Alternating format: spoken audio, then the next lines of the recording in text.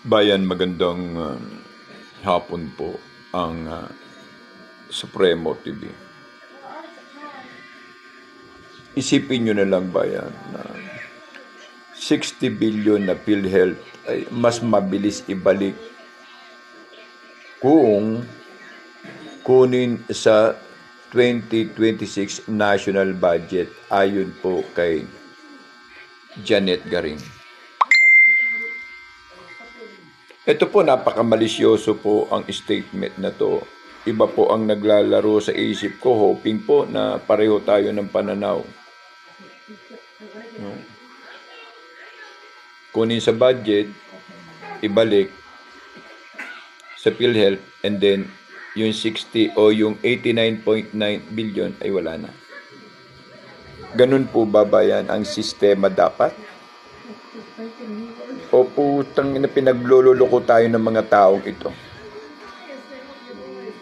Lalo na especially itong si Garin. Tingnan nyo ang statement. Ang 60 billion ng PhilHealth ay mas mabilis ibalik kung kunin sa 2026 national budget ayon kay Janet Garin. Di ba ito si Janet Garin, ito rin po yung sa Den vaccine? Mukha atang sumusobra ng mga katarantaduhan nitong mga tao na ito. Takpan mo siya, hindi nawala na yung principal. Ibalik mo, ilagay mo, i-cover up mo yung inutang mo. So wala na yun. So klaro. Ganun ba? Nasaan na yung kinuha?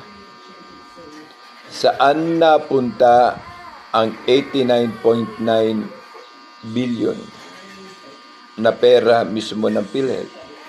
Di po ba? Wise tactics, goddammit tactics, na sa pag-aakala nila maguguyo nila ang taong bayan. Mukha pong hindi maganda ito, bayan.